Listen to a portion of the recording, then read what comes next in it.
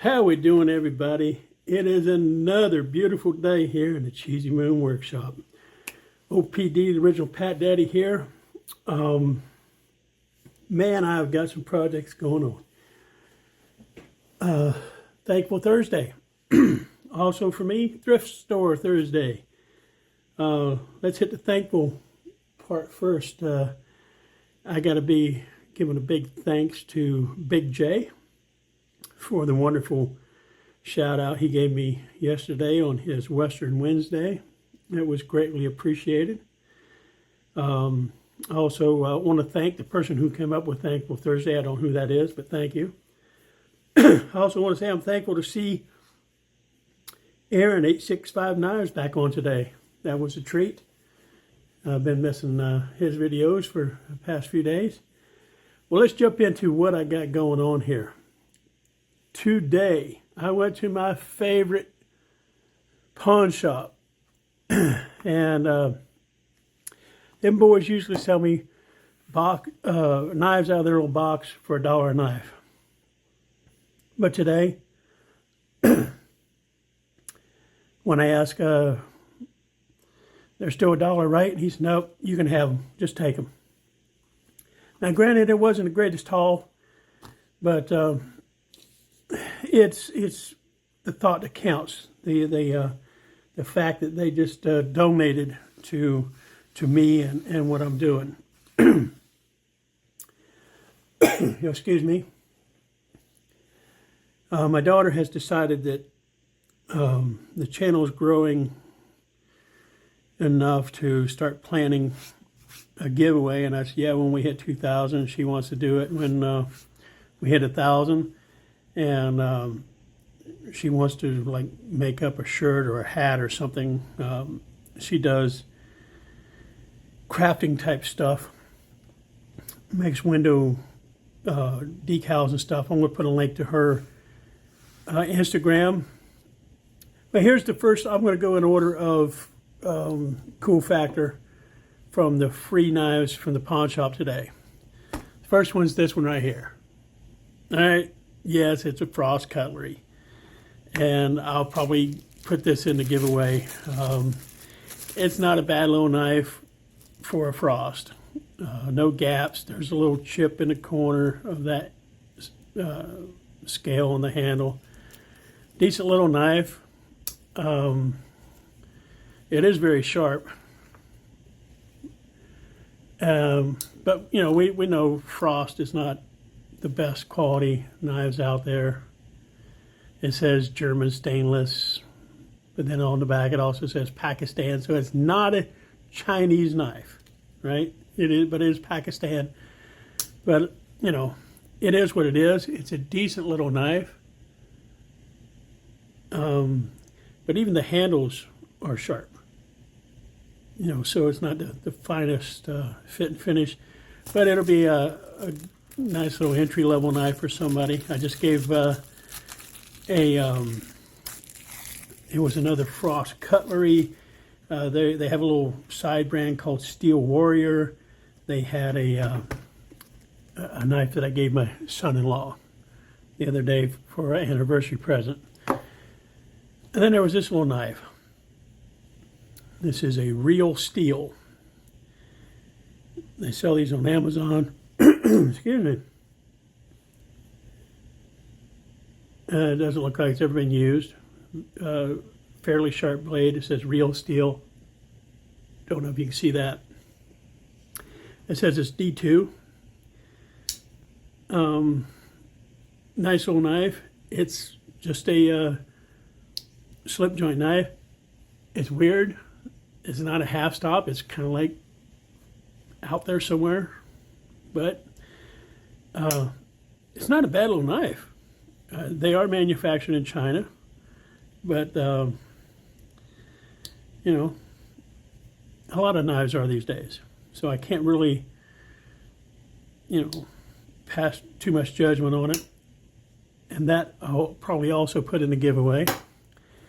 And then there was this knife here. And I saw, okay, it says Coors. This is going to be and it has this little symbol in there. I'm like, okay, this is a China knife. But, you know, I opened the blade and give it a shot. And to my surprise, it says Colonial, Providence, U.S., stainless. And the blade's marked up, some stains, teeners, whatever you want to call them. But it's fairly sharp and in pretty decent shape. And it'll clean up pretty nice.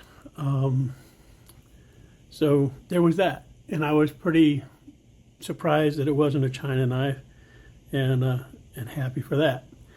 But then there was this one, and this one's the real deal. Swiss Army knife. I'm not a big Swiss knife expert, as much as I like them. I believe this is a Huntsman. This blade is absolutely pristine. It is kind of dirty and sticky, but everything's there except for the tweezers. And I believe I have a package of those I bought from the website. So that was really cool. And again, everything's here. Everything functions well. Here's something I learned the other day. I shared with Knife Doctor the reason they call the SD Classic was for screwdriver. Well, I found this out about these Swiss Army knives. They call this the flat screwdriver, and this one is for Phillips head screwdriver. And I didn't really know that before, but I tried it, and this actually will fit in most decent sized Phillips head screws. So that's pretty cool. Again, good snap. It's just kind of dirty. I mean, that blade had no snap at all, but it's pretty nasty down in there. So very thankful to my guys at the pawn shop. Hunter wasn't there, but Bo was there, and the manager, Brian. You guys know who you are. Thank you very much, guys. I appreciate this. This is supporting the channel in the form of content and in a future giveaway. So I appreciate you fellas for that. On to the thrift store finds of this past weekend.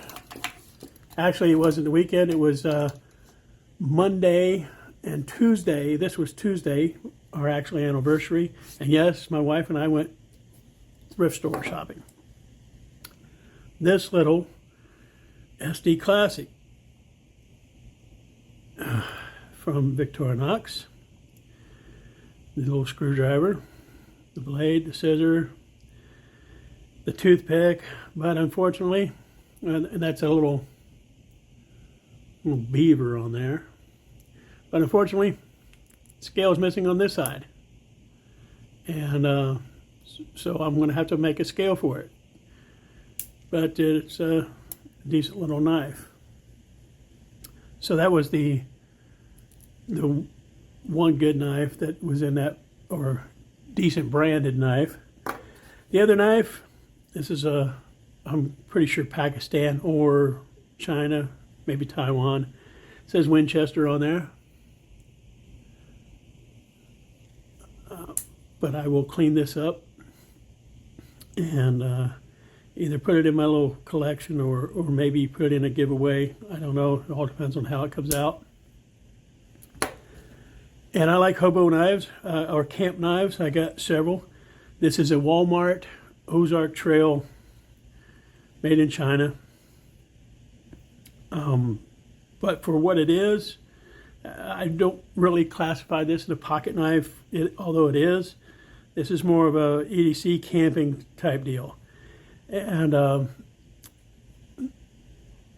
knife, fork, spoon.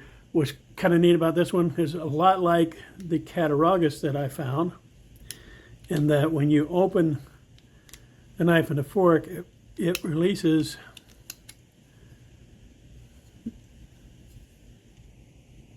those keys right there, the little keyway fits in a hole, and I don't know if we'll be able to see this on camera, but when you close the fork, you see the edge of the fork locks that in. So that's pretty cool. And the way it's set up, you can cut your steak and eat your jello pudding all at the same time. It's pretty neat. It's very nasty and dirty. Got to clean it up, but that was only, I think, $3. Is what I paid for each of those knives at the thrift store. So that fits back together. When you close the spoon, it locks that side. Close the fork, locks that side in, and you throw it in your backpack, you're good to go. And then there was this other knife. It's kind of a MOA knockoff. Bushcraft knife, they're calling them. Fishing, I think this is geared towards fishing because there's a fish on there. This one's going to need a little bit of work.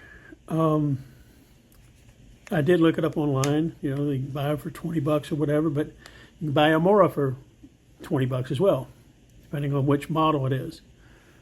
But this one, very tip on there is broken off. In focus there. Very tips broke off, and the blade's pretty knackered up. And it does have that Scandi grind on it. But this one here, I can just tell in the areas that aren't tore up, it wasn't very sharp to begin with.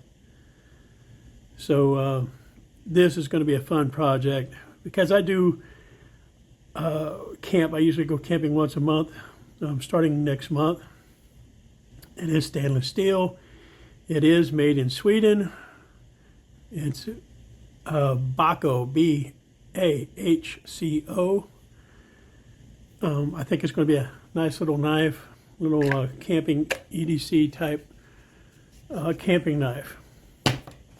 Okay, there's another thrift store I went to today, and I did pick up this. This is not really knife related, but I've already used it for working on knives a couple times.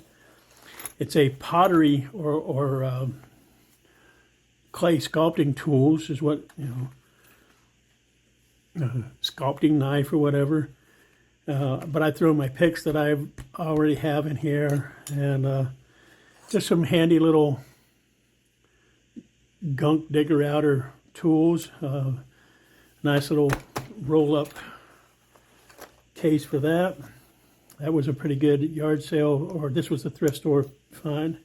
That's where I got this knife. Same thrift store. So that's pretty much it, guys.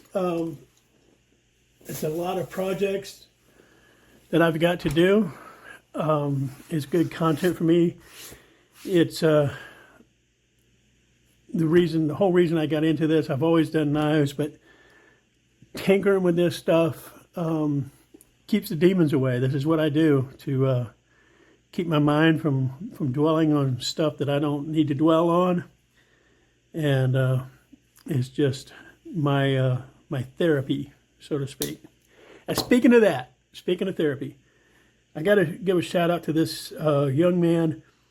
Has a channel called PocketKnifeTherapy. I'll put a link to his channel on there.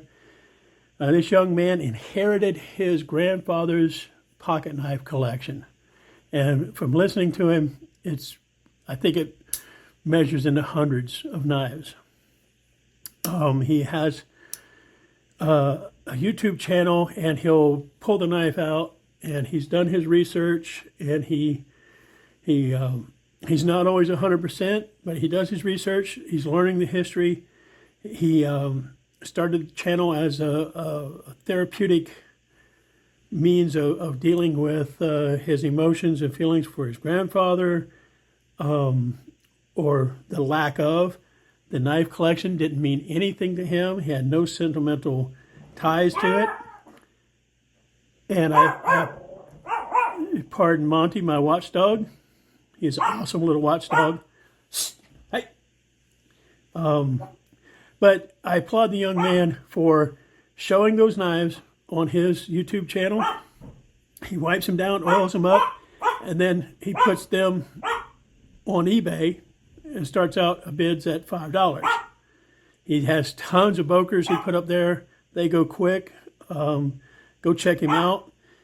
Some of the serious collectors might find a knife they've been missing. Monty. Psst. So go check that young man out.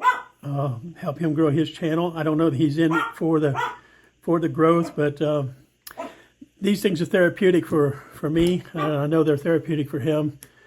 So guys, appreciate you viewing. I appreciate everybody who helped support and grow the channel.